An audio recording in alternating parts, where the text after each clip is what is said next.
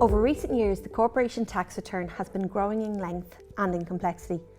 The 2022 corporation tax return continues with this trend and includes no less than 3 pages of ILR-related disclosures.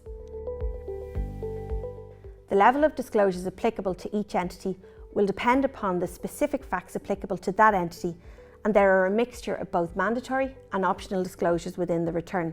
Just to note, the corporation tax return includes a box to tick to indicate if the return relates to a period commencing prior to 1 Jan 2022, meaning that the return for that period is out of scope of ILR and there's no need to complete any of the ILR-related disclosures.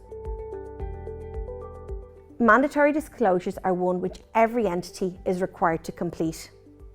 These questions are yes or no tick the box type questions.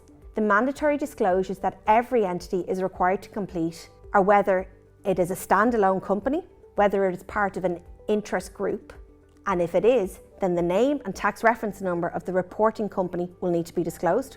Also, whether it is carrying on any long-term public infrastructure projects, and if yes, then details of the income, expenses, and net interest expense directly connected with such projects will need to be disclosed. Other disclosures that an entity may need to include on its corporation tax return could include details of the component parts of its ILR calculation. So for example, where an ILR calculation has been completed and a restriction applies, then the entity is required to disclose certain details in relation to that calculation, such as its EBITDA, the allowable amount, the disallowable amount. An entity will be required to disclose where it is relying on the de minimis exemption. This again is a tick the box disclosure, so no numbers are required to be disclosed. Where an entity is relying on the equity ratio or the group ratio, then it will be required to outline details of the exemption calculation, such as the equity and total assets of the company and of the worldwide group.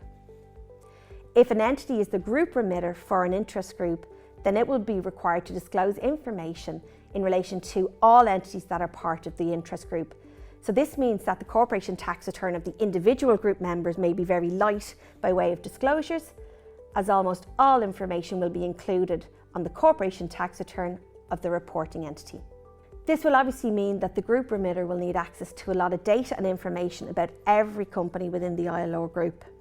Information to be disclosed includes the name and CT reference number of every member of the group, also each group member's disallowable interest, spare capacity in the period, spare capacity reallocated to other group members, as well as more computational information for each group member.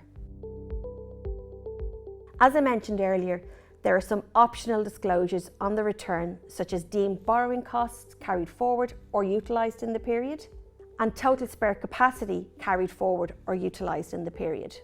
What we are seeing in practice in relation to these optional disclosures is that companies are taking a practical view and weighing up the time and cost needed to quantify these amounts against the likelihood of them being utilised in the future, and then deciding whether to populate these disclosures or leave them blank. Finally, just wanted to mention that there are special preliminary tax payment rules in place for companies that miss their preliminary tax payment obligation as a result of the impact of ILR on their corporation tax liability. In summary, where a company has underpaid its preliminary tax as a result of the impact of ILR, then it is allowed to make a top-up payment of tax up to 6 months after its year end. This rule remains in place for accounting periods ending on or before 31 December 2027.